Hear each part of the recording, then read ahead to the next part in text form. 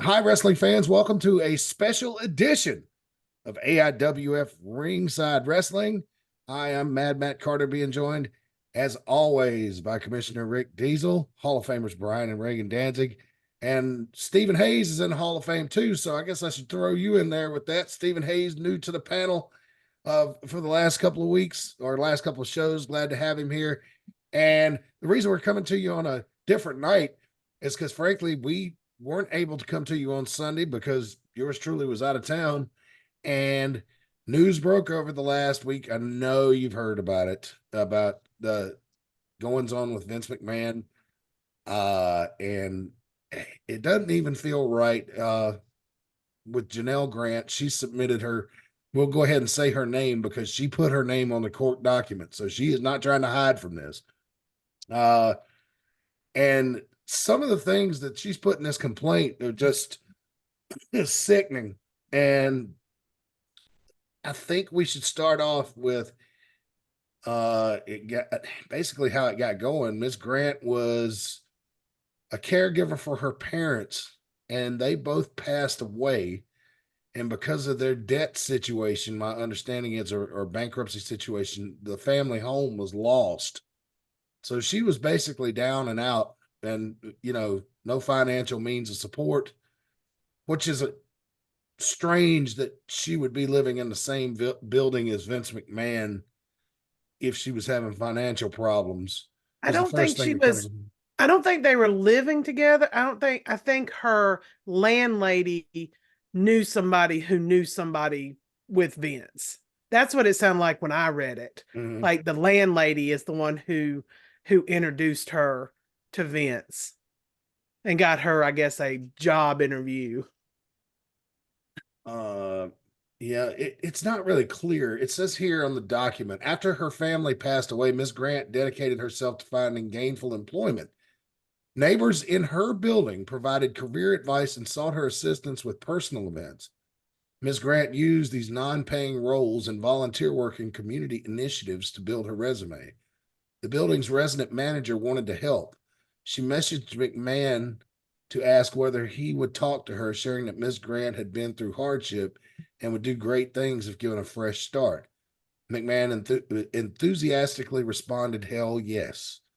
So this, Enthusiastically. yeah. So this, well, I No, mean, he maybe I'm did. wrong. They did live in the building. In the introduction on the court document on page 1, if you look at item 2, WWE's billionaire founder and executive chairman, defendant Vincent K. McMahon, lived in a penthouse duplex in Ms. Grant's apartment building. So I they missed were, that part. yeah. So, uh, Okay, I'm done sharing now. Wait, huh? what? What was Oh, we talking about? I go on and share this thing so people can watch it with us. yeah.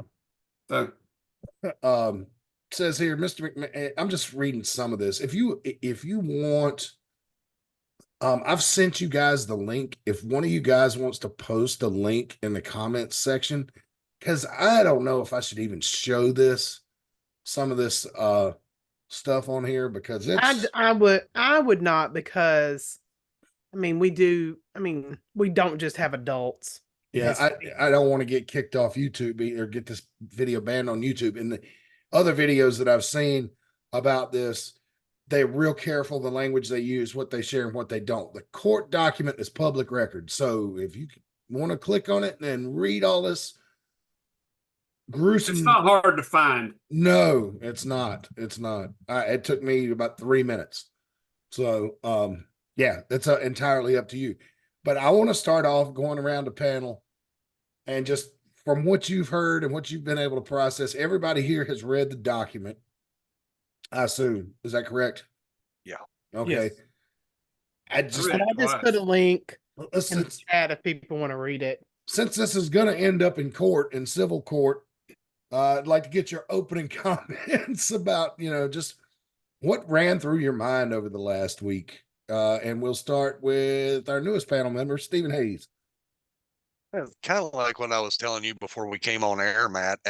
I don't want to be that guy that says I'm not surprised, but sadly, I'm not surprised. Mhm.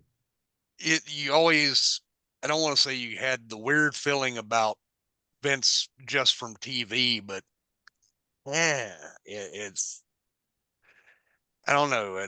It's always been somewhat of a little bit of creeper, especially from the stories you've heard from, years ago of interactions with Diva here or interaction with this person here, and a trying to find some levity to this when he shows up with that little snidely whiplash creeper mustache here lately too. It finished the vibe of, okay, you're a dirty asshole man and stay away from my kids. That was his German tickler. Right. Yeah, I can agree with that. It's like you don't want to believe all that shit's true, and it goes all the way back to Rita Chatterton back in the 80s. Now we see a pattern, and other podcasters have made that point, and I think it's worth mentioning. Brian Reagan. Well, like we had said previously with like the Chris Jericho things, it was one of those things, and we had discussed that, if this was a pattern of behavior, it would start coming out. You'd have one after another. And like just thinking about this with McMahon, I mean, he already has a well-established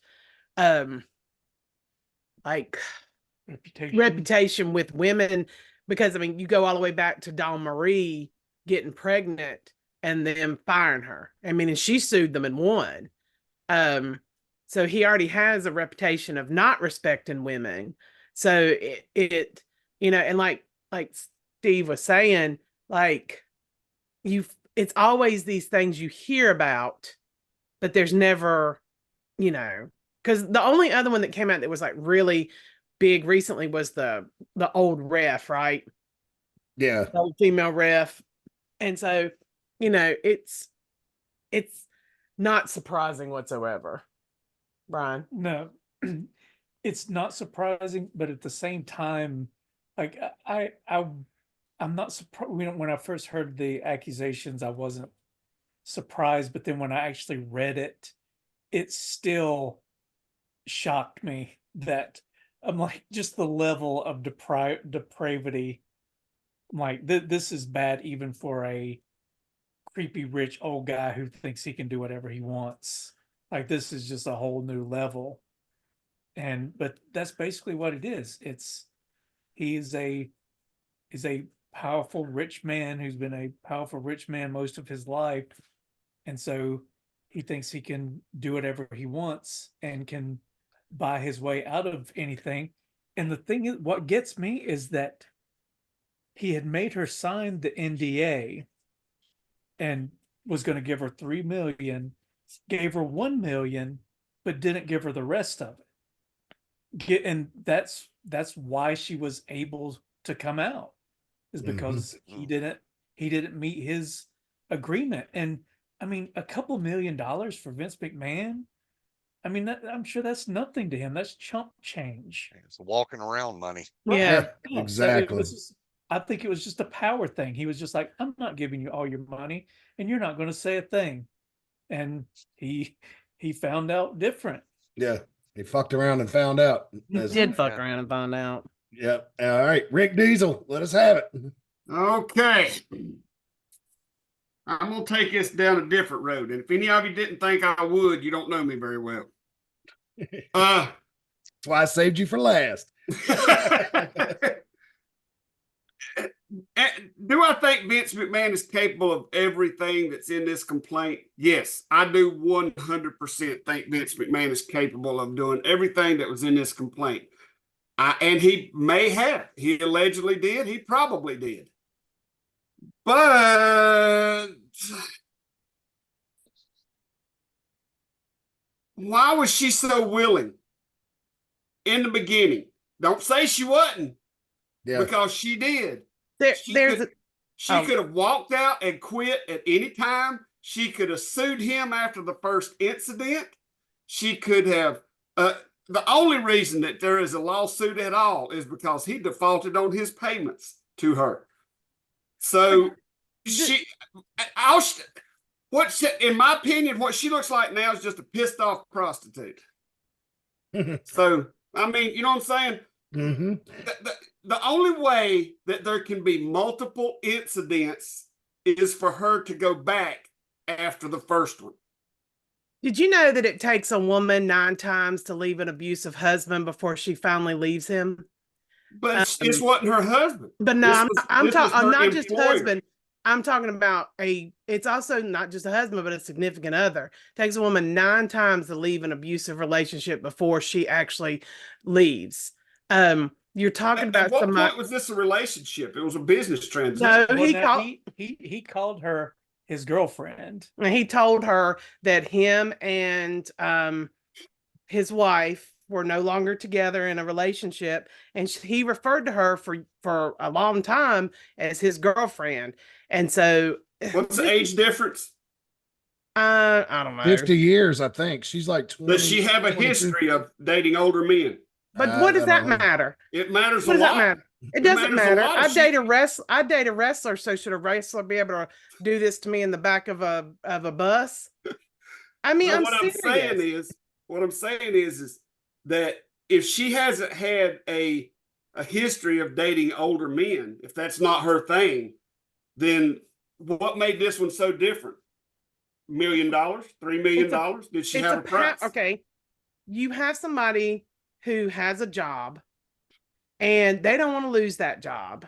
And then there's a man who's grooming you as your girlfriend. He's grooming her. He groomed her to eventually send her out to do other things. This is the thing men don't understand. And being the only woman here, men don't understand the power dynamic in relationships. You don't understand the power dynamic of a woman who is coming from nothing, apparently, who has now got a job, has, making good money, doing well. Like the fear of, first of all, the fear of losing her income, losing her pride, and losing the respect of other people. There's a grooming sets up people to be victims, and they don't know they're victims in the beginning. Yeah. Check this out. I point your attention to page 2, paragraph 7 of the complaint. No, let's start with paragraph 6. Listen here. McMahon befriended Ms. Grant, giving her hopes of a new life with promises of a yet to be determined role at WWE, and showering her with attention and assurances, along with gifts like a VIP experience at WrestleMania. But what seemed like a dream in the spring of 2019 quickly became a nightmare. Paragraph 7, as McMahon dangled career-making and life-changing promises in front of Ms. Grant, he demonstrated an increasing lack of boundaries. Excuse me. During several meetings that were ostensibly about a potential job at WWE, he greeted her in his underwear, touched her, repeatedly asked for hugs, and spent hours sharing intimate details about his personal life. McMahon warned Ms. Grant to keep their closeness secret, lest rumors lead to public trouble, and added that, while he protects loyal people, he had world-class legal resources on speed dial to deal with people who became a problem. As such, when McMahon pushed for Ms. Grant for a physical relationship in return for long-promised employment at WWE, she felt trapped in an impossible situation, submitting to McMahon's sexual demands or facing ruin. Ms. Grant feared she had everything to lose and faced negative consequences no matter what happened. What'd she have to lose? Her job that she could have doing exactly what she's doing right now and made 10 times what she would have ever made working for him for the rest of her life. What are you talking about? She's not a lawsuit. First time he laid a hand on her, she had a lawsuit. She didn't have employment at the time, though. She wasn't employed at WWE yet. If you read on down, after actually the next paragraph, after succumbing to the pressure for a physical relationship, that means she slept with him. Ms. Grant was slotted into an entry-level position as an administrator coordinator, a position McMahon created for her in WWE's legal department. Ms. Grant began working that role on June 17, 2019. There you go. A good lawyer is going to make this a business arrangement. Well, this is the thing. Maybe she slept with him to get a job. Maybe. That doesn't give him the right to do the things he did to her. No, it did not. And she should have walked out, give him the old finger immediately. Right after he pulled his out, she should have pulled hers up and said, "You're done, buddy. Okay, I own you." This is a thing that men do not understand. Men do not understand this.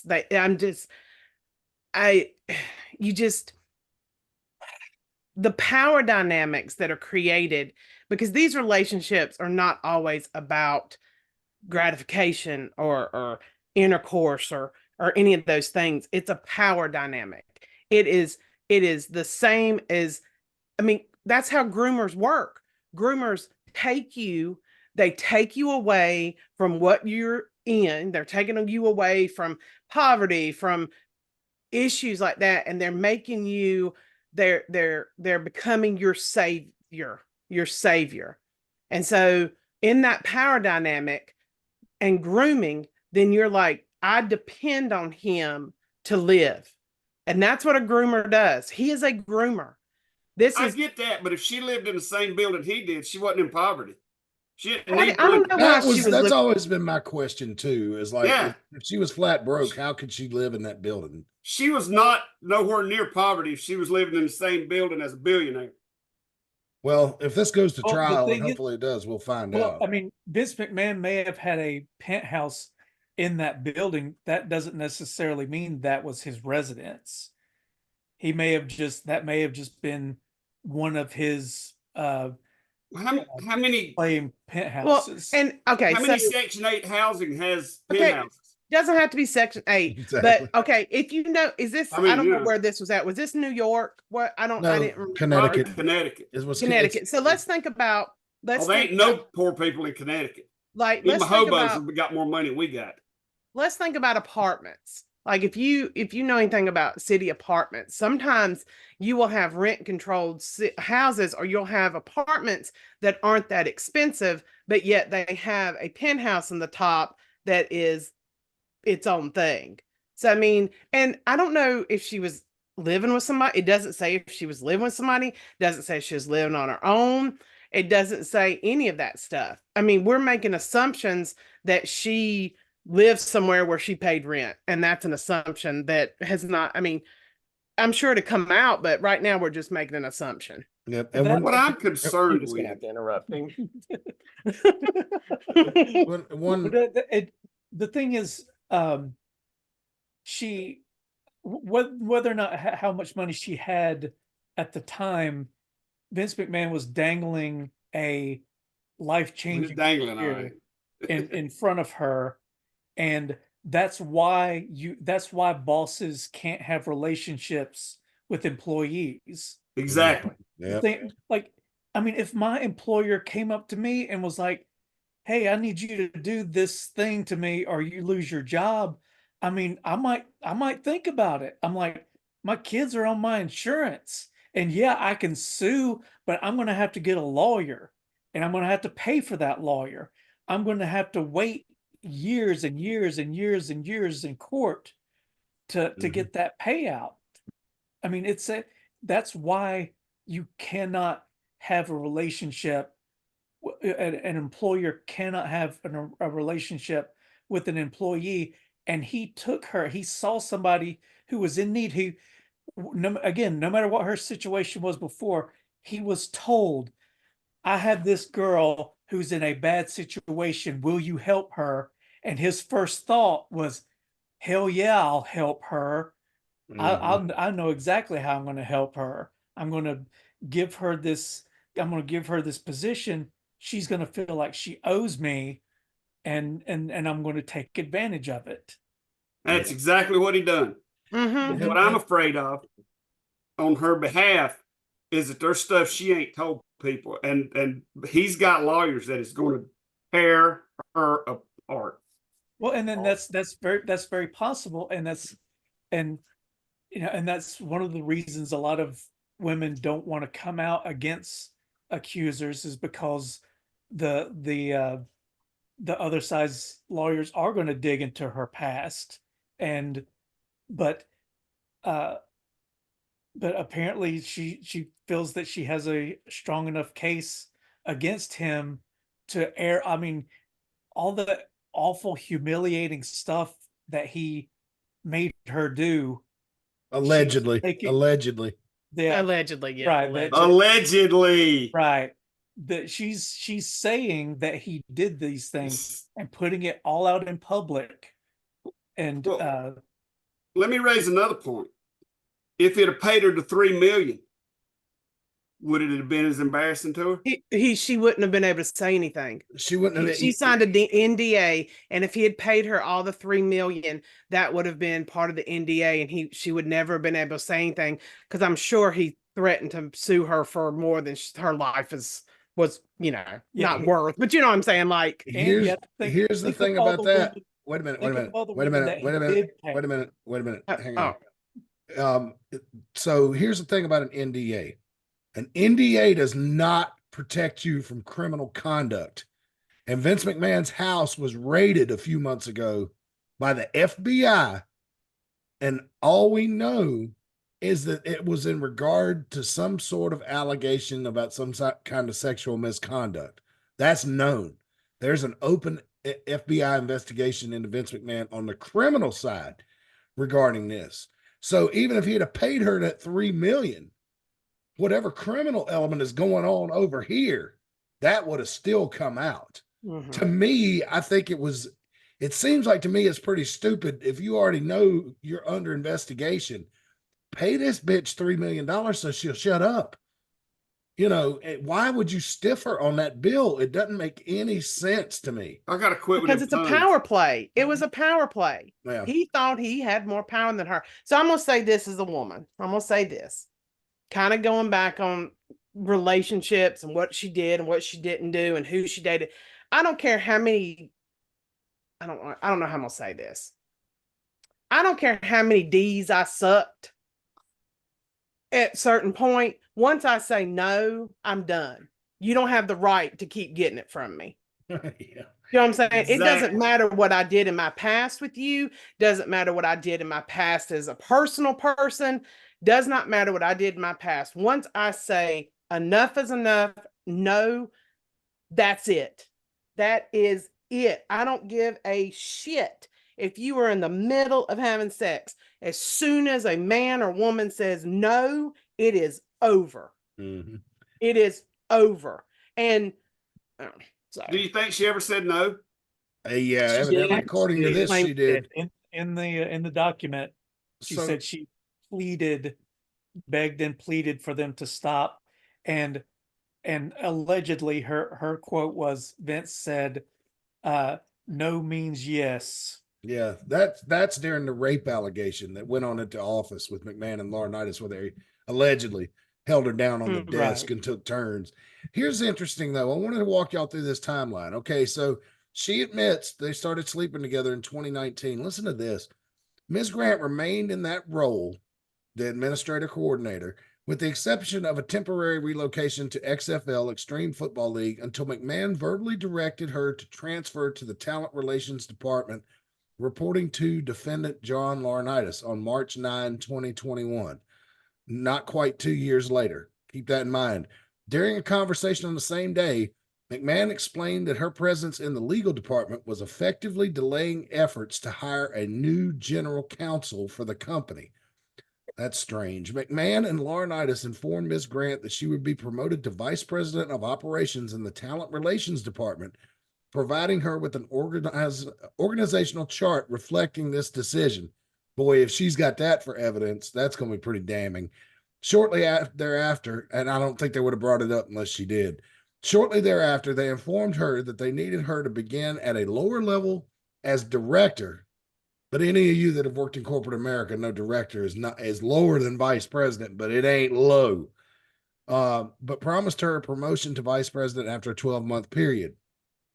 Despite Ms. Grant's expressions of unhappiness and attempts to end the sexual relationship, and while she came to understand that McMahon expected the physical relationship to continue as part of her employment, she had no idea how sordid it would become, nor how the psychological torture and physical violence would leave her feeling helpless, isolated, and trapped.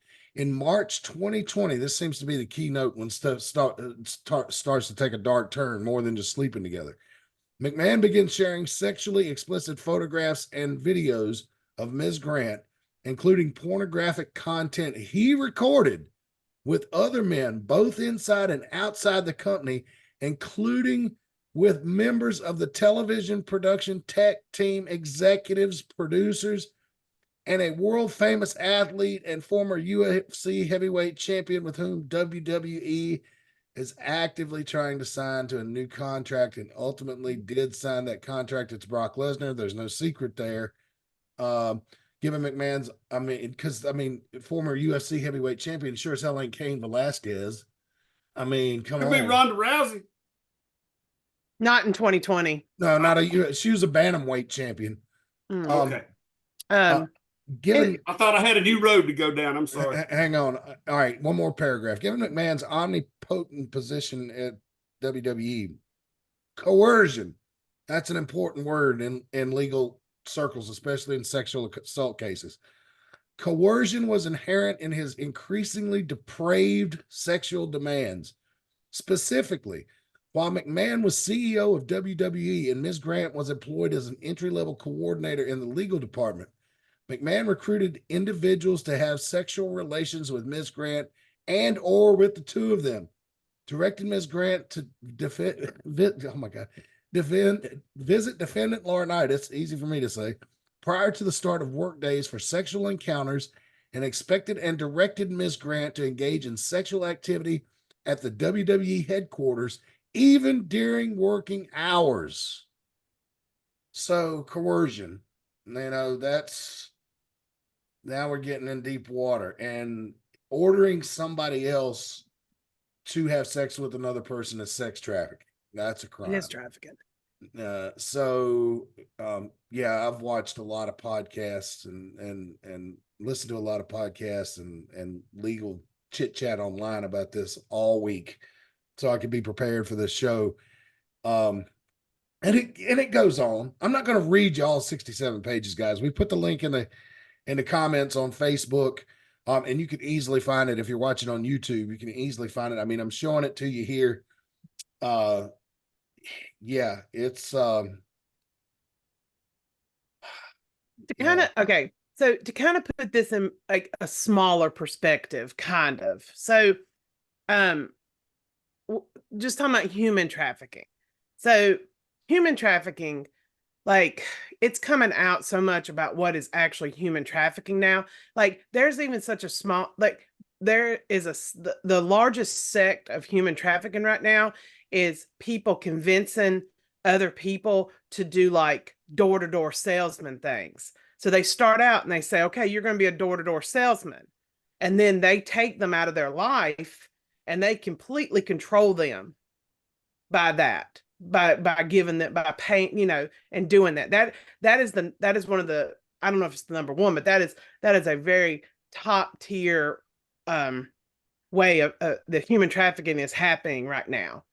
So it's so just taking that into consideration, like that people will leave their homes because they have a bad life to go door to door sell, and then they're given a place to live, but they can only live there. And then they control their lives and they can't go out, they can't do anything, and they just work for them.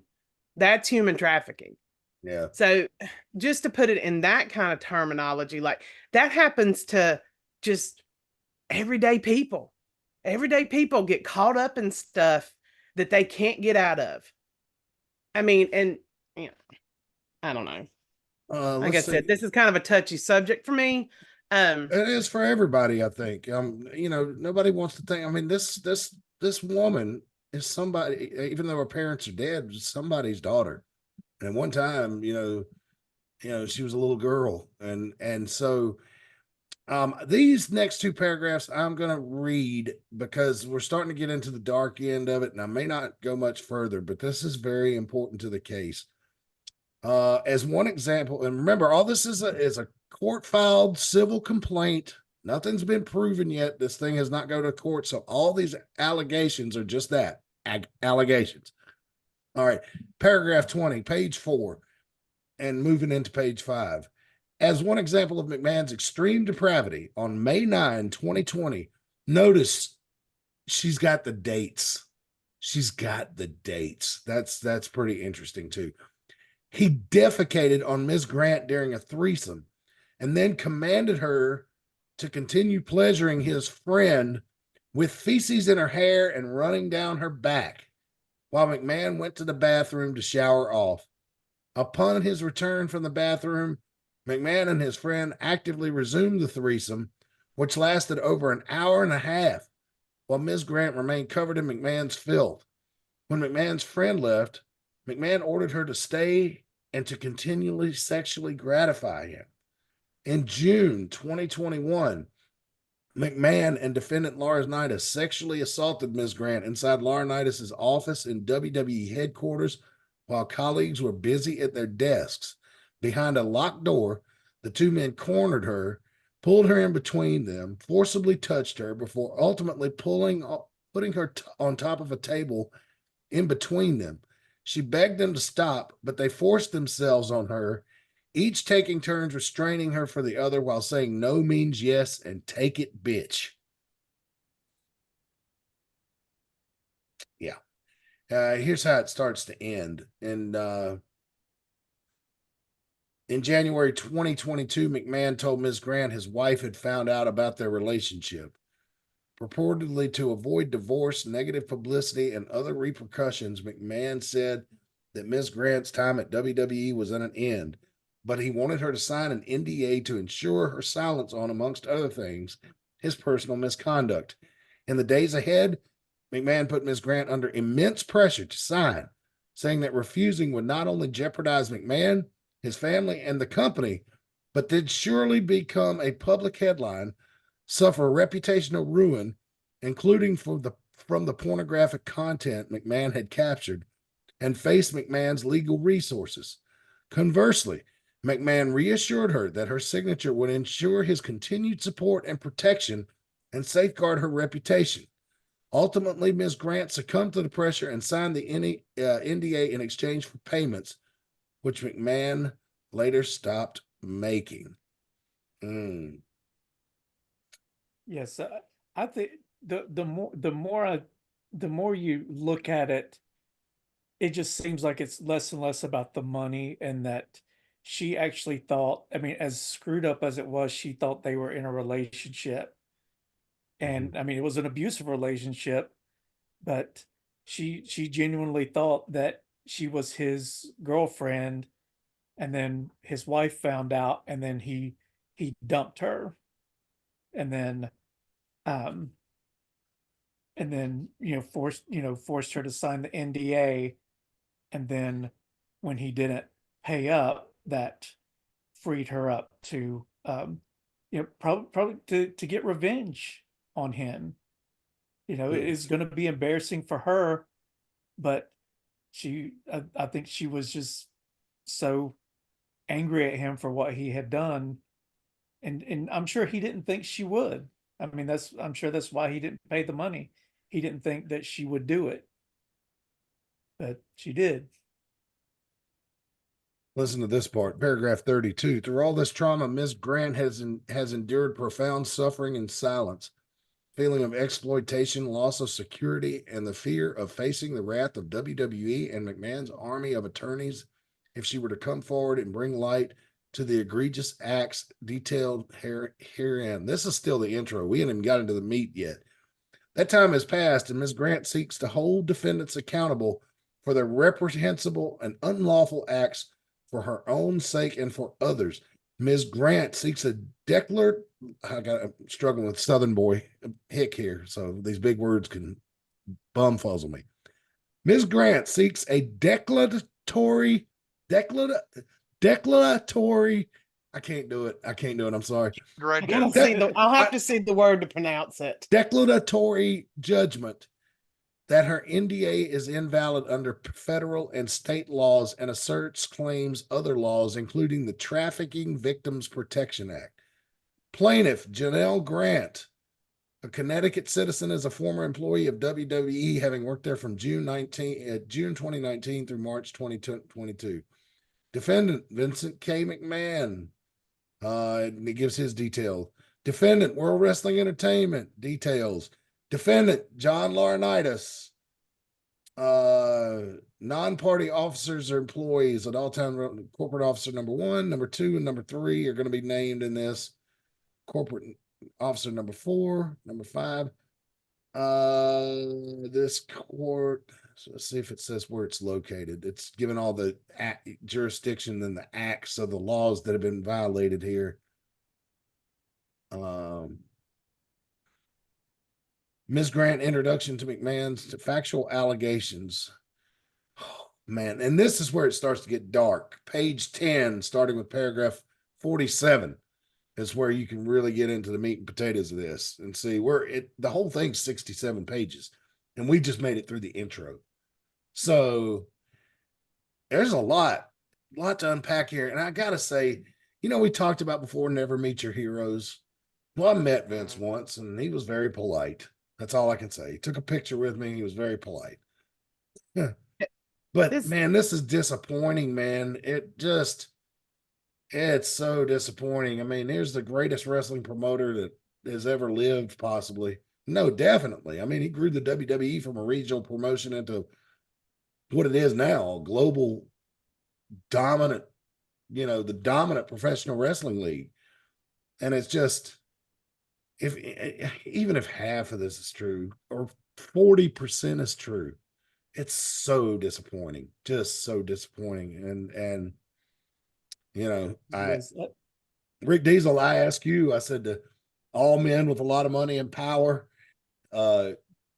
become depraved like this as they try to chase their youth. And what'd you tell me, Rick Diesel? I don't remember. I'm old. He said yes, but Brian wanted to say something, so let him go, and then you can go. Well, I think that I don't think every billionaire is like this. I do think that you can't be a billionaire and be a good person, because in order to become a billionaire, you have to exploit people in order to attain that much wealth. You cannot attain that much wealth without exploiting your employees or other people. But I mean, this is just a whole new level of depravity. I don't think every billionaire is like this, but all billionaires aren't the best people in the world. But what I was going to say is, I think Vince and John Laurinaitis, I think their gooses are cooked. I think this is it for both of them. Possible jail time if these things turn out to be true. I'm just curious about the going down the ladder, who knew what and who was turning a blind eye while all this was going on, and what are going to be the repercussions for them. Yeah, it don't look good. But there again, though, I've said it before on this show. These rich people, man, they hardly ever have to face repercussions for their actions. And, the only time they ever do is, I mean, maybe they won't get these SA charges on him, but if he's using money like that, they can get him for a whole lot of tax stuff that sometimes puts you in jail much longer than SA convictions sometimes. Rick Diesel? Well, I've never made it a secret that I'm not a Vince McMahon fan. Did he do this? I don't know. Could he do this? Yeah, I think he could. I think Vince McMahon is so he's so egotistical and narcissistic that he thinks he can do anything he wants to. But what I'm afraid is going to happen is that he's going to walk clean from this. They may get him for a little money, which, you know, unless they take $1 billion from him, it's going to be a little money to him. And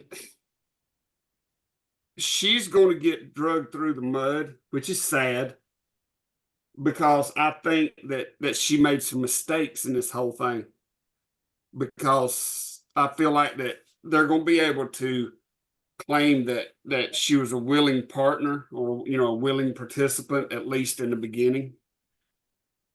And even for some of the weirder stuff.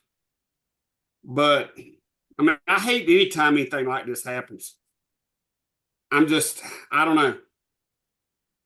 Well, you know, there's just so many people out there that will take advantage of something, and they'll lie and lie and lie to get $1. I hope she ain't one of those people. But I think on both sides, there's going to be some very weird stuff comes out when this trial hits.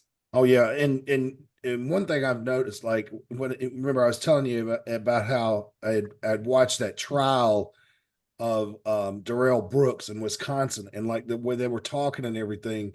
This is still in discovery phase, right? So the complaint has been filed. Now we got to get ready for court. This is when the lawyers start doing interviews and stuff like that. Discovery normally, and especially in a case that's going to be this high profile, it's probably going to take the better part of a year. So it's no telling what kind of crazy shit we are going to be hearing over the next several months. No telling. Because you think there's a chance that all that stuff he was filming, he might have some incriminating footage of her? I would hope he would be smart. Stuff, or maybe even initiating some of it. Yeah, I would hope. I would hope so. I would hope not, but you know, he's a sneaky bastard. And you know, not only like interviews and things like that, I'm sure this is going to trigger some forensic accounting. You know, which is, you know, where they go in and they go through the finances and they look for all the crimes done with the money. So I'm sure that that's going to happen too. And once that comes out, I mean, there's no telling what we're going to see. Yeah, because with WWE being a publicly traded company, if he's using stockholders' money to pay women off for their silence, then I mean, because that's the thing. If rich people start messing with other rich people, that's when they get in trouble. That's when they start. That's when they start going down. You're looking at a fact of you're looking at a fact of we're only talking $1 to $3 million with her. Yeah, and there's so many others. I'm just reading. What was the one last year? The 15 million? Was that to the ref woman? Was that to the lady ref? Rita Chatterton. It may have been to Rita Chatterton. One of you will have to look that up. I just remember because that was last year, right? That they said that he had misappropriated company money. I thought it was to the tune of 15 million. I want to say it was closer to 12. But yeah, you're looking at 12 million there, but this is only 1 to 3 of that. So yeah. I mean, how many others are you looking at besides these two? And you just putting it in a perspective of wrestling and Vince McMahon. Vince McMahon whole life has been destroying things. Yeah, he built himself up, you know, and made WWE the biggest wrestling company in the world. But his path of destruction of wrestling is because I always said it was really fun. I'm not getting into politics. I'm just saying. I always thought it was funny that his wife got appointed to the small business, not committee, but like the small business part of the government, when her husband was the person who put so many small businesses out of business. Yeah. I always thought that was very ironic. That's how he built his empire, was destroying all these small territories. Yeah. Well, and it's the wrestling side of Vince McMahon that I've never been that I've never been a fan of, because he all his destruction, he hurt the business. When he broke kayfabe, but I mean, that was inevitable. That, of course, we did it first, but not on his scale. Brian, doing this and showing how to fold socks in all over England was before that. But I don't know. I'm interested to see if there's more people comes out. I'm interested to see if there's more people that comes out against her. Yeah. I mean, you know what I'm saying? Because is there people in there that's like, which he's out of WWE now, but who knows what all he's got something on people, Yeah. Here's something interesting, and I sent this to all you guys that I ran across from WrestleOps on Twitter. Oh yeah. It's from an interview with News Nation. and Callis, Janelle Grant's attorney on the lawsuit aimed at Vince McMahon, John Laurinaitis, and WWE, says that her, quote, office and my inbox have had a barrage of people wanting to come forward to attest about this culture of corruption and also possible victims. We are just beginning now to wade through all this, but we're frankly overwhelmed. Usually when one of these things happens, like with Bill Cosby, it takes one to start the avalanche. And then a bunch more start piling on. And that's when it gets kind of foggy and you're like, oh, okay, are these women other victims? Well, she's doing it, now I can come forward. Or are they just people looking for a payout, if it's so many? In the Bill Cosby case, I mean, he ended up going to prison, but he's back out now, right? It was on a technicality. Yeah. He got out on a technicality. Yeah. But I'm going to say, being a woman, I'm going to say this. That's what I'm prefacing everything that way. But yes, there are going to be people out there, male or female, who are going to take advantage of a situation. But just because a handful do that doesn't mean that the majority of people are not victims. The problem is that everybody focuses on the people who get outed that they did not tell the truth. People focus on that because you focus on negatives instead of positives. That's why you always think things are worse than they actually are in your life, because the negatives stick out more, even though they might be an outlier. But those are the ones that are like, hey, well, Amber Heard did, I'm saying, just of a high profile case. Oh, Vince and Hurst, they need to get together. I've seen that on Twitter several times. So, but yeah, so that's the problem. And I'm going to honestly say there are times that people lie, and they lie to make themselves in a better position. I'm not saying that doesn't happen, but that is the minority in sexual assault cases. It's the minority. I mean, it's just proven that that's the minority. That, and the thing that is different now and should be different is that in the past, and it still does happen, it still happens now, but not as much. But when a victim comes out, they automatically start victim blaming. But instead, what we need to do is, when somebody comes out with an accusation against somebody, you don't automatically believe it. You don't say, oh, this woman accusing him of doing something, we're going to automatically believe her and automatically assume he's guilty. But what you do is you take those allegations seriously. You look into them. You look at the evidence.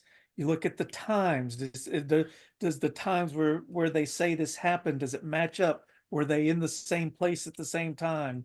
Or you look at the evidence and then you make your decision there. Whereas before, it was just automatically assume the person's lying, automatically assume they're trying to get money.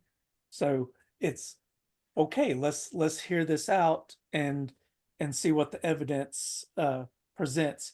I mean, and you can make your assumptions, based on what you've seen so far, but as far as being held liable in a court of law, or even if criminal charges come up, being found guilty or not guilty, that's a whole nother thing.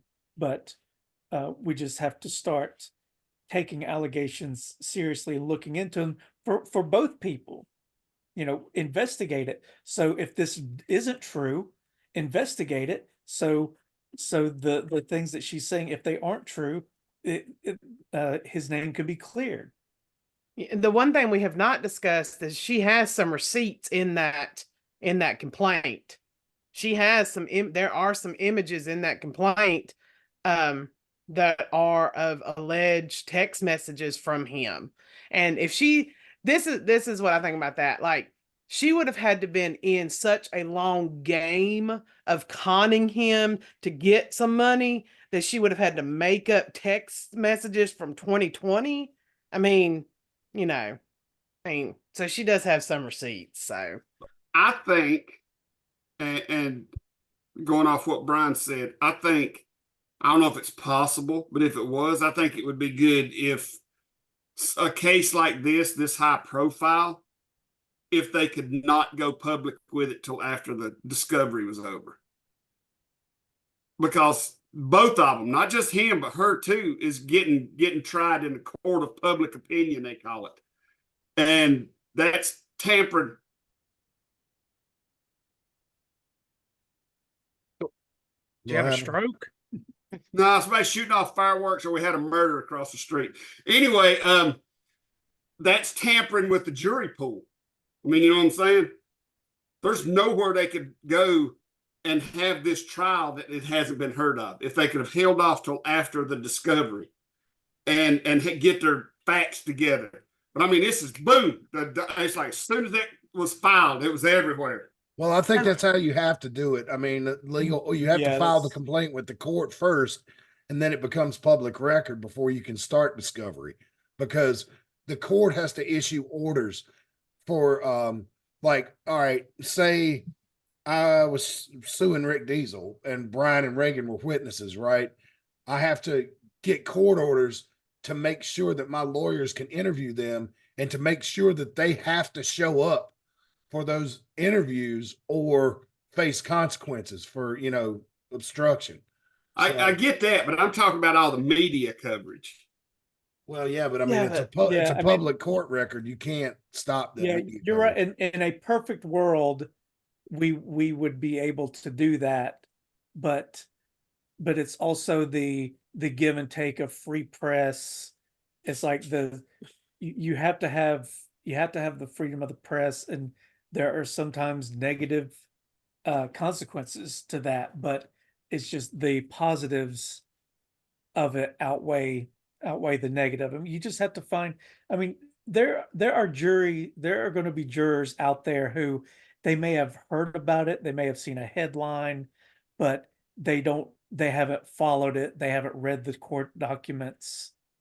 So we are in the wrestling world, so anytime something like this happens, we know about it. But there may be people who never watch wrestling, who just see a headline and don't really know that much about it. That's true, because you're going to have people who are outside the bubble who see WWE or TKO and immediately just tune out. It's like, nothing to do with me. I'm away. I don't care. So, that's the bonus there of you'll be able to find a jury somewhere. It guarantee it's probably not going to be in Connecticut, but because like the other thing, like, yes, wrestling is huge, but there's still more people that don't watch wrestling than do. Oh yes, lots more, because wrestling's not near the, even though it's filling up bigger buildings and there is this high viewership, wrestling has nowhere near the share that it did 30, 40 years ago in total TV viewership. And I'll tell you why. because there's 1,000 channels and a bunch of streaming services now. And back in the day, if you didn't have cable, or even before cable, you had 3 network channels and maybe 1 or 2 independents if you lived in a big city. In New York, you had like 4 or 5 independents, I think, along with all the networks. But so wrestling had a much bigger share back then. And that's never coming back. I'm sorry. The best you can hope for is something close to the Attitude Era. We're a niche audience, regardless of how big or how small it is. It's right. You have who you have and who you used to have that aren't coming back, and maybe occasionally a new one will filter in here and there. Here is the one that I'm going to warn you to earmuff it, parents, if you're watching live, if you got little ones in there with us. But this is the one that everybody has been really focusing on. This is the Yep. All right. On the day of the let's see. All right. To entice me, this is paragraph 134, page 26.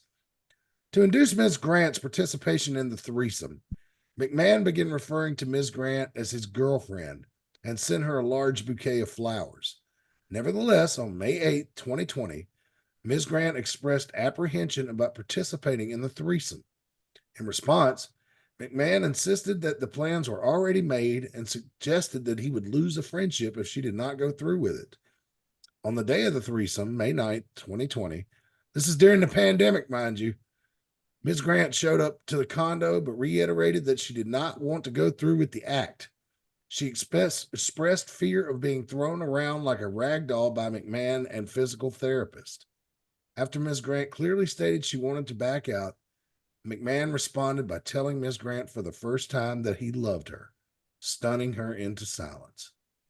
McMahon's manipulative tactic resulted in the outcome he wanted, and he led her down the stairs to the bedroom where physical therapist was already waiting to begin the threesome. Early in the encounter, Ms. McMahon immediately directed Ms. Grant to lay down on her back in a supplicating position. While straddling over her, McMahon defecated on Ms. Grant's head. McMahon left to shower off, but he instructed Ms. Grant to remain in place with excrement in her hair and to continue performing for his friend. While Ms. Grant requested protection, none was offered. McMahon and physical therapist actively continued with the threesome and directed Ms. Grant's sexual performance for around an hour and a half, while she was left covered in feces.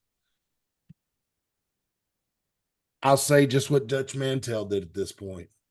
What the fuck? You do not shit on somebody's head that you love. And especially if they're not into it. You know, like if that's not their thing. Right. And the thing is, he could find somebody who was into that, but he doesn't want somebody who's into it. He wants somebody to do it to who doesn't want it, but they will let him do it anyway, even though they don't want to. That's what he wants.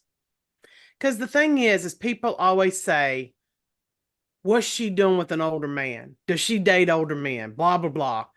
What? But you never hear the reversal. You got an old fucking man going after a woman who is probably younger than his daughter. Oh, she was in her early 20s. So I'm saying, like, that is the power. I mean, nobody ever says that hardly. It's never, he is a creep. He is a creep for going after somebody that young at his age. But it's always, he wanted a trophy. Yes. And it's always the other way around. It's always like, oh, does she just like older men? It's not. Vince McMahon wants somebody who's is a very young adult. I'm going to stop sharing because I'm trying to find something that's not explicit to rest the picture on, but I can't. Once you get into the 20s on that document, it's just incredible. Well, I was looking so forward to getting on tonight and having some fun, and oh Lord. We're going to save the fun for Sunday. We're going to talk about the Royal Rumble on Sunday. We're going to talk about Chase University on Sunday on NXT because big news is coming out of Chase University. So I will warn you that Andre Chase, we've known each other for a lot of years. You keep an eye on that JCJ. She's a snake in the grass. And I don't think this calendar business is what you think it's going to be. Be on your toes, my friend. All right. So anyway, so I want to have a little fun with that, but we'll get into depth and we'll talk about the anniversary shows coming up. But I did not really feel like it would be appropriate to read commercials and do our normal thing tonight, because this is some real heavy shit, man. It is heavy. Yeah, it is. It's really has hurt my heart on a deep level, because I agree with Rick Diesel. Like some of the clown show bullshit that Vince McMahon has done to wrestling over the years pissed me off and still bothers me to this day. But what is really like fucked up is, like, if these allegations, any of them are true, it makes, think about the Katie Vick thing, one of the most distasteful things we've ever seen. Edge and Lita pretending to fuck in the middle of the ring on Raw. The Trish Stratus stuff. Yes, the Trish Stratus stuff. The stuff he did with Stephanie in 2003, right before she got married. Remember that match they had where he choked her out with the towel? Keep in mind, a lot of wrestling they base on reality. He could have been telling us all this for years. Mm-hmm. You know what I'm saying? He could have just been living out his fantasies on camera. Mm-hmm. And now it's caught up with him. Oh, sorry. Wasn't there a rumor that he wanted to do some kind of, like, I don't know if I should say this word, incest angle? With Stephanie? Yes. Wasn't there a rumor about that? Yes, there was. Because, allegedly now it's coming out from things I've been reading that this is allegedly the reason Shane McMahon left like he did. I've heard that, yeah. That he tried to stand up to him and he tried to, like, stand up to what was going on back there. And he was too powerful. Well, he's too powerful. Remember, Cornette worked at WWE. And one thing he has said over the years consistently about Shane McMahon is a nice man. His wife is a nice woman. And he's got nice kids. And his son is a college freshman right now who's on the football team, I believe. I think is a well-recognized athlete at that university. And now this shit comes out about grandpa. Can you imagine? I mean, that guy's a victim, man, of his grandpa. He's going to get, he didn't get a dildo rammed in his ass, but I mean, goodness sakes, man. I think that's something people don't understand. It's not just the victim. Like, it's not this her that is allegedly a victim. You're right. It's his families. It's his family. It's his grandchildren. I mean, how old are Hunter and? I mean, like, how do you reconcile, like, grandpa with a monster? Or how do you not be scared? Okay, never mind. How do you not think about things that could happen? And you know what I'm saying? This is also the reason that I kind of step back and look and can justify that Triple H and Stephanie and them didn't know it was going on, because one, like, the old man is going to mention anything like that to his kids, and no matter how close they may have been, is this something you're really going to talk to your son-in-law about when he has, children with your daughter? Like you're saying, it's immediately making granddad the monster. Well, that and we were talking about this earlier about how Triple H has been trying to push him out the door for years. Yeah. And you think if he had this ammo to hold over his head, you think he might have used it to be like, if he found out about it, you just need to leave right now. And then, so, I mean, I don't know for sure. It may have been too much to, of an embarrassment for the family, but then again, he could have possibly used it as ammo against Vince if he had known about it. And another thing too is, like, if they didn't know, as a parent, you don't take your children around people that you know do stuff like this. Exactly. As a parent, you don't do that, especially have children that are female. You just don't take them around, because I mean, people quit going around their parents because they drank too much, or they, or did this, that, and the other, and don't take their children around because of that. I just can't imagine knowing these things and then still taking your children around them. So that makes me think what was known and what wasn't known, maybe. But that's just speculation. Well, that's interesting though, because is there a lot of pictures of him with the grandkids? No, not do. You can do a Google search. Yeah, I hadn't seen any. Funny thing about it is too. Think about Stephanie in this timeline. Remember how she left WWE while Triple H's health scare was going on, and you talk about Triple H wanting to push Vince out the door. Vince, when Triple H had his health scare, Vince and Bruce Pritchard completely fucked up NXT. If you ask me. They just slid right in. Triple H's guys. Yeah, Triple H has just gotten it back. Triple H and Shawn Michaels have just gotten it back right. I mean, it's still a little off, but we don't have Wendy Chu falling asleep in the ring during her matches anymore. So I'm sorry, Wendy, but that narcolepsy gimmick was stupid. But and there you go. Yeah, and so, but think about it. Stephanie left, right? Then the first set of allegations came out about Vince. And he stepped down, right? And then they called Stephanie when she and Triple H, I've heard Triple H tell the story, he had just gotten well enough after all his surgeries for them to take a little weekend getaway, right? On the way up there, she gets the call, hey, we need you to come back. Your dad has had to step down.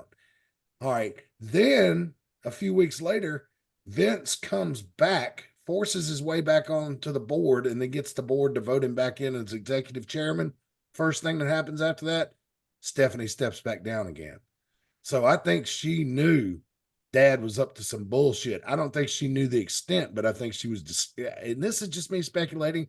I only met Stephanie McMahon for 2 minutes one time 25 years ago. Okay. And in the lobby of a hotel. And she was very polite and very friendly. But to me, that just screams mom and dad are split up. Mom's in Florida now because dad's a scumbag. I know he's into this weird shit. I don't know the extent of it, but I don't want to be around daddy anymore. Just like what Reagan said. I don't want to be around these relatives because they drink too much or they do this or do that. She didn't maybe not know the extent, but that mother instinct was telling her some damn weird shit was going on. And who knows what her own mother had told her. I mean, it's like, oh, honey, your daddy's not the same guy he was, when you were little. He's kind of. Well, even, okay, so maybe, but like sometimes kids don't ever know what their parent, even when they're little and they love them to death, they just don't know what they do. And it's not only disgusting, it's just sad. It's sad if it comes out and there's all these people who've been abused by him, whether or not it's females or males or any of that stuff. Like, that's what's sad, is how many lives is this thing going to ruin? And it's, we can make snarky comments or we can talk about, but like in the grand scheme of things, this isn't going to just ruin his life or possibly her life. It's going to ruin, I mean, honestly, this could ruin WWE. I mean, then that's not important. That's not the important thing, but I'm just saying, like, there's just no telling where this fallout is going to go. I'm thinking you're right about the people that it's going to hurt is going to be much more far-reaching than any of us expect. However, I do not think this is going to hurt WWE because there's no McMahons involved with WWE anymore. Nick Khan is in charge of the money. Triple H is in charge of the creative. And Ari Emanuel's letting them do their own thing, and I think they're going to be fine. They've got the big TV deal with Netflix that's starting up. They're moving NXT next year to free television on the CW. SmackDown's moving to USA. They got their TV deal in place, I don't think it hurt the business now because it's so good and the live attendance is so good. However, if this would have happened during the slow years in like 1993 or 94, I think it would have killed the WWE. I think it would have just wiped it out, dead. What do you think, Rick Diesel? You're the promoter here. I'm interested. What do you think his defense is going to be? I didn't do it. Asked for it. She asked for it. That she wanted to do it. Yeah. Where's your? That'd be because that'd be the defense. Do you think? Do you think that he'll go with that if they bring out enough people going against him? It depends on what they find in discovery, because everything like the plaintiff discovers in discovery, you have to present to the court that you want to admit it in evidence in the trial. And as soon as you do that, the defense knows what you're going to come at them with, right? And they have to do the same thing. So when the prosecution, does its, or the plaintiff presents all their evidence, then they'll know, the defense is going to know what they're coming at them with and then build it. You think he could, you think they could argue some kind of mental incapacity, considering how sick some of the stuff was that he did? 2020. Allegedly. They might. But 2020, how old? How is he? What, 78? 78 now, yeah. So I think he could argue Viagra poisoning. Well, he could also, he had concussions after 50, because remember, he didn't start wrestling until he was in his 50s. And that's when Stone Cold and The Rock were cracking him over the head with chairs. This is the thing about that, is there's already precedents that WWE does not believe in CTE because they won their cases against the wrestlers who sued about CTE. Yeah, but when was that? What year did that happen? That was just in the past 10 years. Well, yeah, but a lot's changed with concussion protocol in the last 10 years. Look at the NFL. I mean, I don't know when that was. But the other thing too, oh man, speaking of CTE. You go on, like if you go crown to crown in the NFL now, it's 15 yards and you can be ejected from the game. And that's unintentional. If you get hit with intentional targeting, you're out. Done, DQ'd, and a fine and suspension's probably coming in the mail, Monday morning too. So it's 2016. Okay. So it's not that long ago. No. But see, and the thing is, like 8 years ago. Yeah. And the other thing about this, and I don't know Connecticut law, so I don't know any of that stuff. Like, I don't know what the statute of limitations is on things, but I'm gonna tell you right now, it's not 3 years. It's not 3 years. This is shit ain't even dried in her hair yet. This is God. This is brand new. That's you know what I'm talking about? Like this is now. And it's not like something, because I'm not saying that I don't believe. I believe that anybody who has a story should tell it, and it should be open to figure out if that's true. This isn't like somebody saying in 1974 and I'm not saying that that's not. What I'm saying is going to sound worse than what I mean it, but it's not like somebody from 1974 coming up and saying in 2023 that this happened, only because it's hard to prove cases like that because a lot of the evidence is gone. So that's one of the reasons it's hard to prove those older cases, because people have died, memories have gotten bad, evidence is lost. That this is 3 years ago. She still has the text messages on her phone. And even if he deleted these things from his phone, there's plenty of forensics that can get that shit back up. Oh, it's not hard. I learned this working in the cell phone industry. All you have to do is send a subpoena to the wireless company, and they'll give you all the text messages from any date range. It's not hard. Court order, and they'll have it for you in a few days. And if he spread pictures to other people, that's not, revenge. Crazy. That's my point. Once it's on the internet, it's there forever. And there are some states that will charge you for revenge porn now. Because, you could technically say when you share somebody's images non-consensually that it could fall under that umbrella. As well it should. Mm-hmm. Yeah, well, that, and think about this too. The people that got sent those images, they may be willing to cut a deal. It's like, okay, we won't charge you with anything for keeping those images if you'll testify against where you got them from. Yeah, where you got them from. Every story I have ever heard in my entire life of somebody filming themselves fucking or taking a shit or anything like that has always ended badly. Unless you're a Kardashian. Yeah. Well, yeah, okay. You know how I was saying it's not I don't 2016. know, man. They're rich, but they don't look like they live good lives. That the lawsuit over CTE was denied by the Supreme Court in 2021.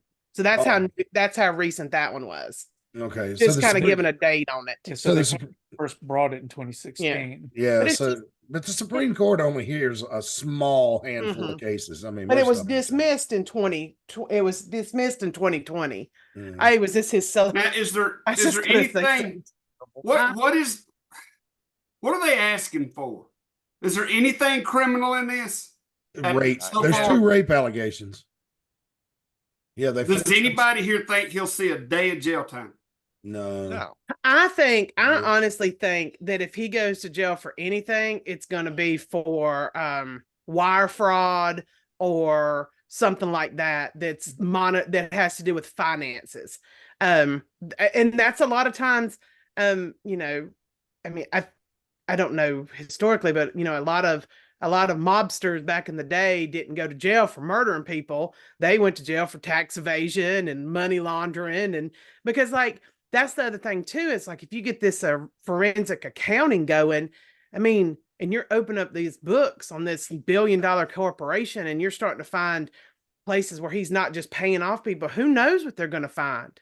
I mean, it could be money laundering. It could be tax evasion. It could be anything. And a lot of times these rich people will go to jail for things like that. I mean, look what they put OJ in jail for. They put him in for, holding the guy hostage for having his memorabilia.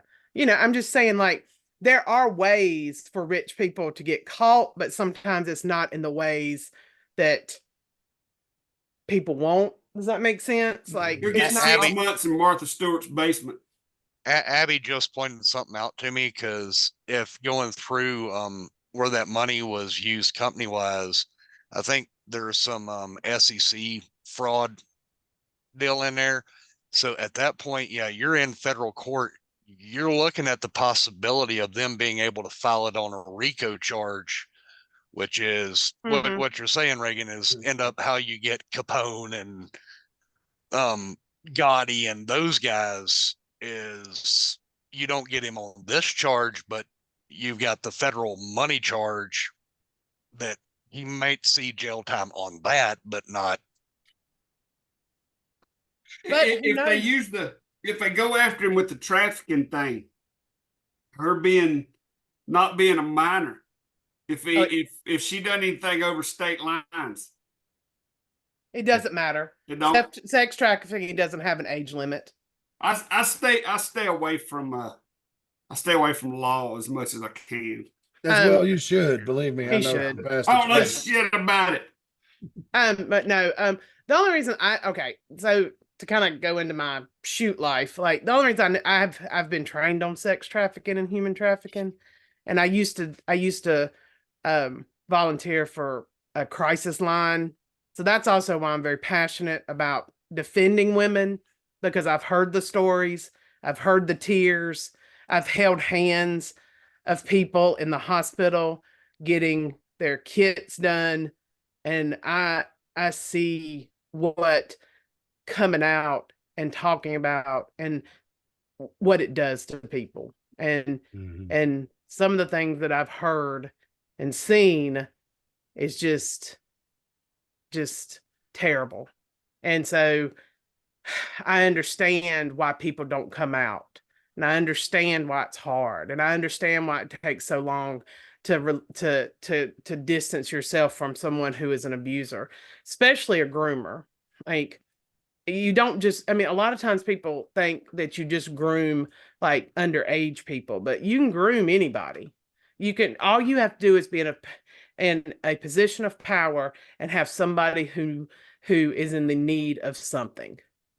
Along those lines, Reagan, if I were a betting man, by the time it's all said and done, you're probably going to have some guys come out too. And just because I'm, once again, going back to stories you hear, or you see the culture of humiliation. Yep. You're going all the way back to the Mel Phillips days, right? You know, with that. Because there was a suit brought up many, many, many years ago for what Steve was talking about, right? With males, right? Yeah, there was it was like the Ring Boy scandal or something like that. So kids, if you want to Google Mel Phillips WWE or WWF Ring Boy scandal, that will tell you all about what we're talking about there. 9 counts. That was one of the Spice Girls. 9 counts. It would have been better. 9 Hey, counts. speaking of male trauma, I just have y'all know that when I went to the show in Tennessee this past Saturday night, David Steele was there, and he showed me where he only had 4 toes on 1 foot.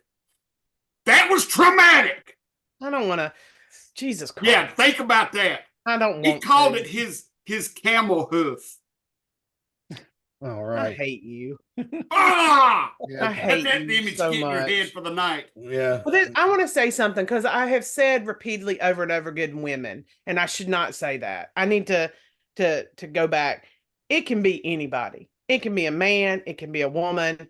It can be anybody that is assaulted or groomed or put in a position like this.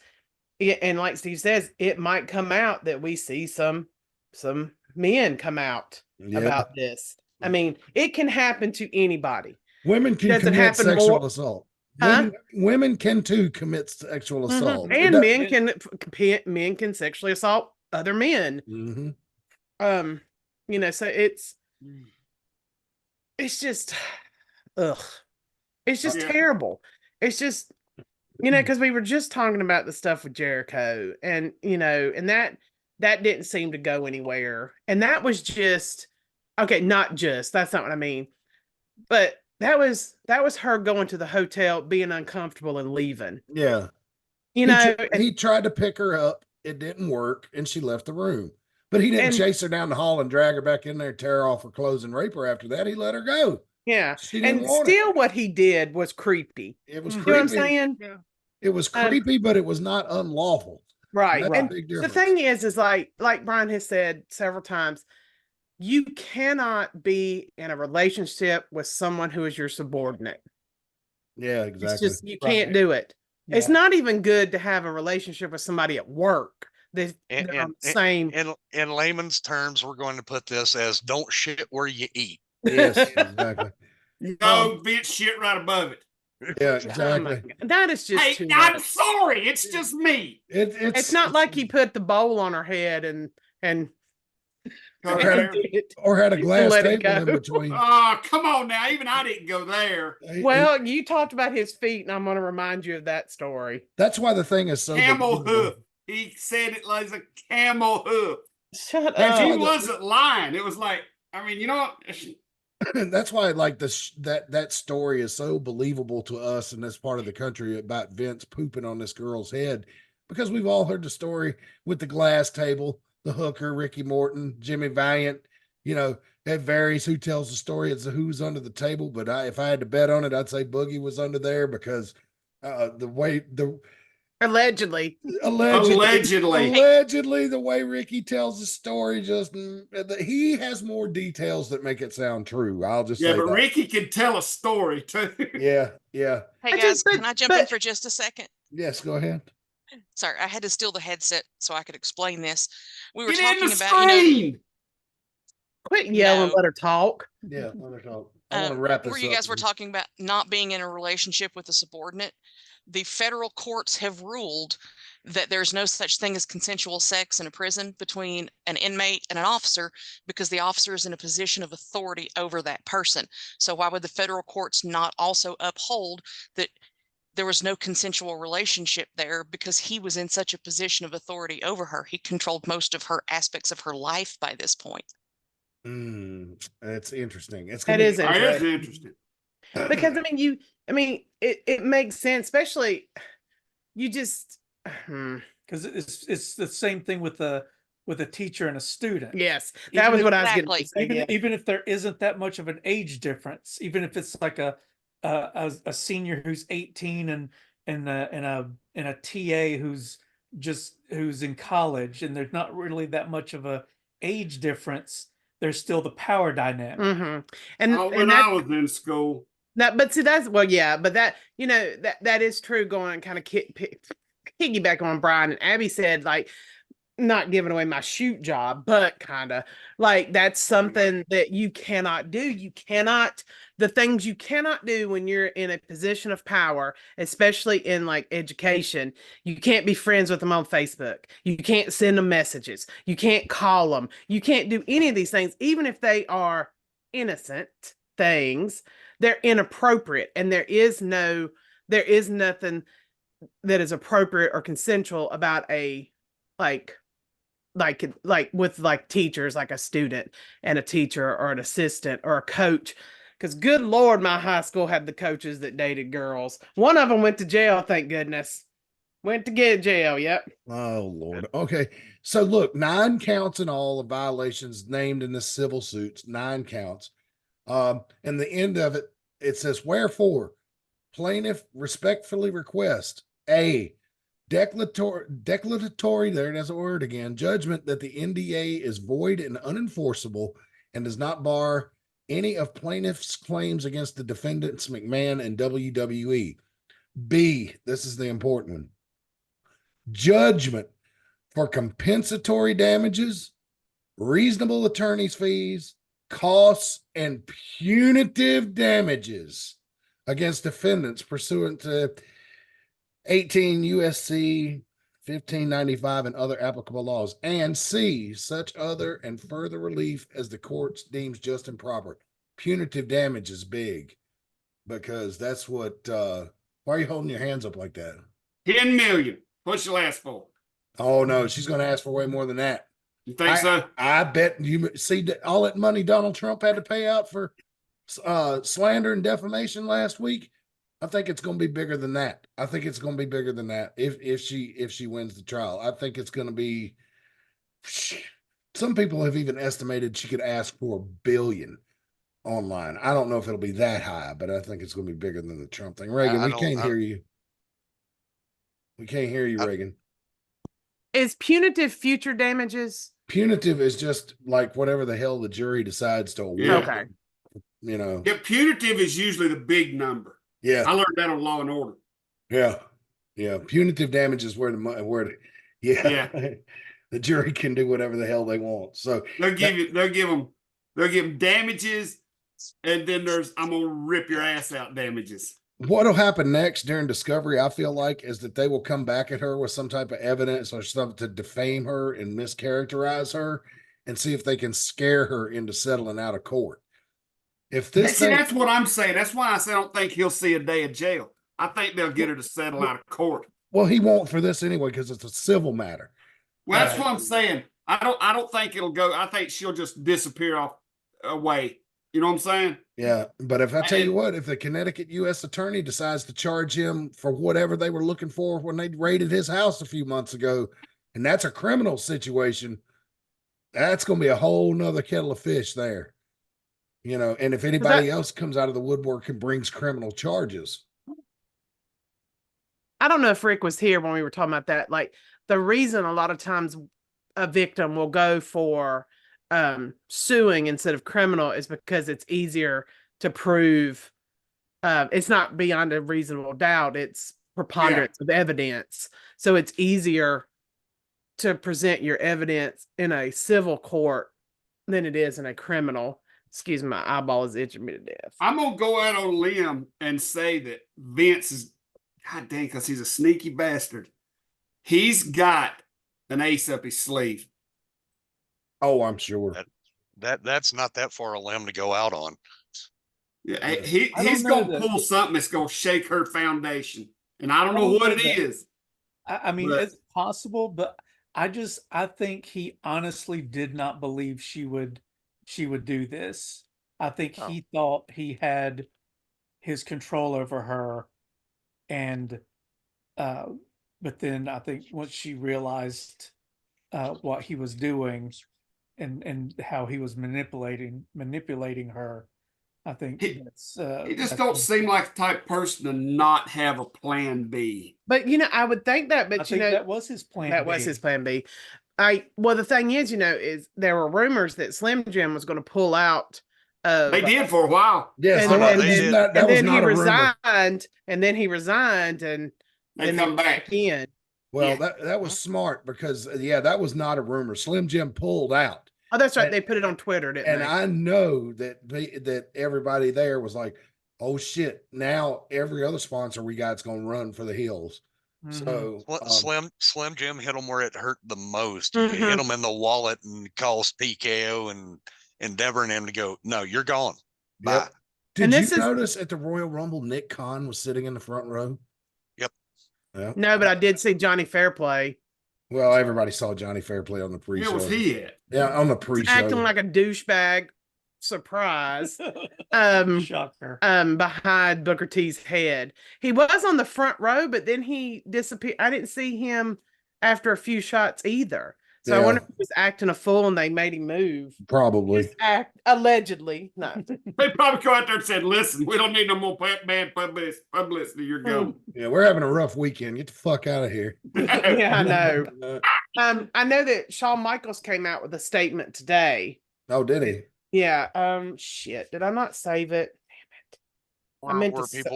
Where people were talking about, if Shawn knew or not, and it's wrestling stories. Once again, I hate to say it, but I would not to disparage anyone's character, but I'd bet Shawn knew before Triple H knew if something was actually happening.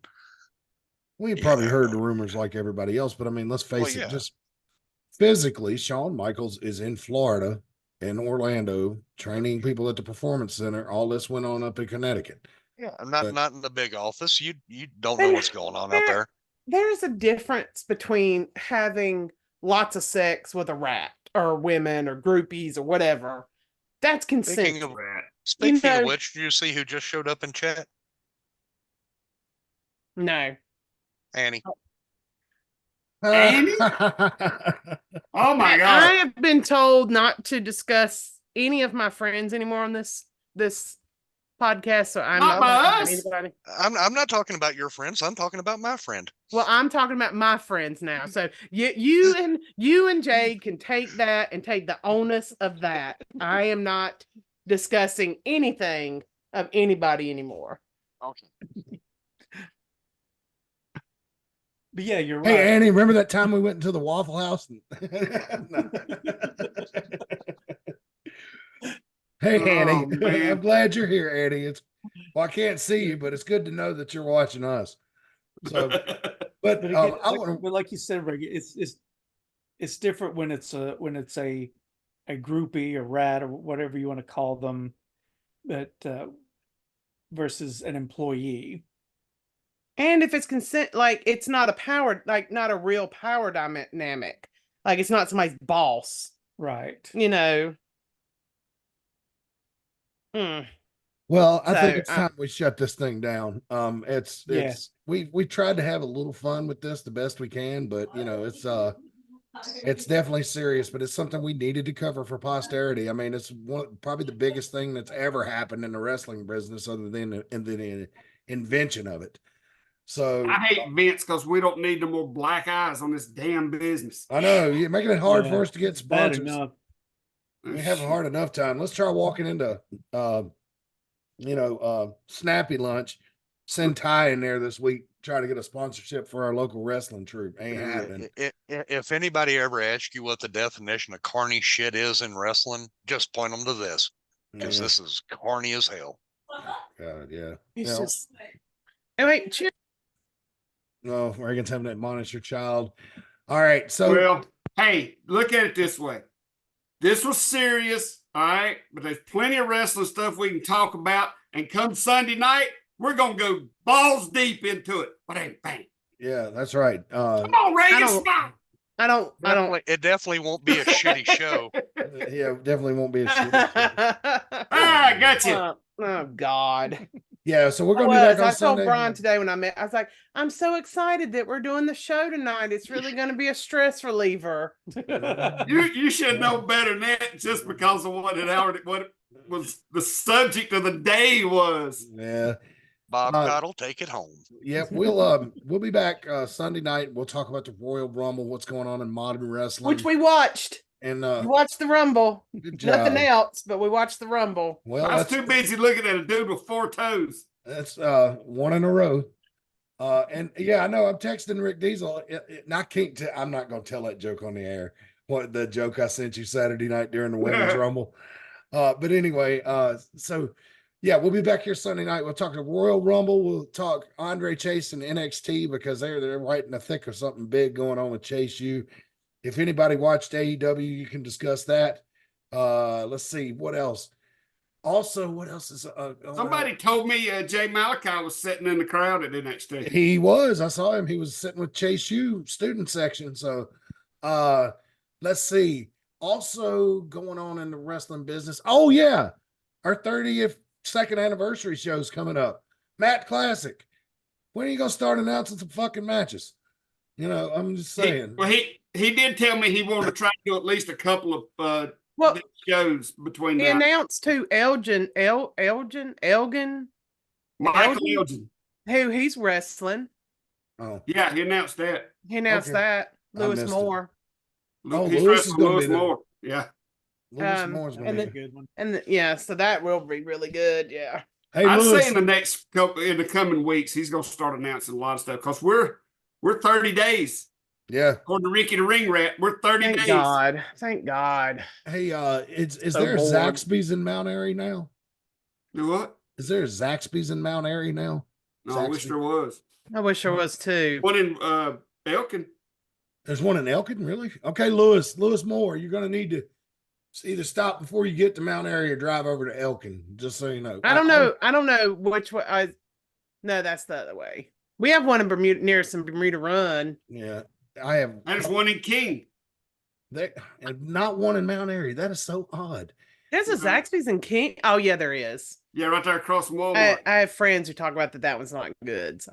The reason I bring up Zaxby's, just for those of you who don't know, is like Lewis Moore used to have Zaxby's sell the concessions at NCWA shows. Is where I got hooked on them. Because you go in that building to watch wrestling, and the whole place just smelled like chicken and all these different wonderful. My mouth's watering just thinking about it. The way the Clayton Fitness Center gym smelled. And I got hooked on Zaxby's. And so for many years, the ongoing joke was if I went into a Zaxby's and ordered it, I would take a picture of the food and send it to Lewis and just write the caption, "Fuck you, Lewis Moore," because you got me hooked on Zaxby's. Well, just so you know, Matt, exit 85 in Elkin, it's maybe a quarter mile off the exit. You go past it every time you come to Manor. Elkin has grown huge. Yeah, I know. We go to a light show there for Halloween and Christmas over by the pirate ship fish up on the hill. Mm-hmm. And it's amazing how much it's changed. I do like that fish camp though. Mm-hmm. Is it good? I've never eaten there. Oh God, yes. That we need to get the clam chowder. It comes in a bowl the size of a swimming pool. Really, I usually get one of there, and they're not expensive, which is also weird. Like you can eat there pretty. I mean, it's cheap, but it's not like it's reasonable. Expensive. Yeah, it's reasonable, and the food is great. Service, but you know. I'll take some of the pavement pounders up there in Mount Airy. Maybe they can go out there and try to get us a sponsorship so we can talk about this. Oh yeah, give us a sponsorship and send us the captain's platter. I don't know if that'll be as good. On air. I don't know, Reagan. I don't know if it'll be as good as they FedEx it to you. That's true. That is true. Now that's what Tristan needs to get some popcorn shrimp up in that truck. Oh Lord, you got a friend that has a truck that has that in it. Oh man, I don't know. That seems like that would cause all the prices on the menu to go up if she did something like that. Oh yeah, you have no idea. I love some popcorn shrimp though. Yeah. All right, on that. All right, so we're going to get out of here again Sunday night. We'll be back live on Facebook and YouTube whenever we can get it up. We hope to join you with a more pleasant conversation and more fun and frivolity, but we did feel like we needed to cover it. So for Hall of Famer Stephen Hayes, Hall of Famers Brian and Reagan Danzig, Commissioner Rick Diesel, I am Mad Matt Carter. And head of the network. Oh, yeah. Head of the network. We'll talk more about that Sunday. We'll see you next time, fans. And until then, so long for now.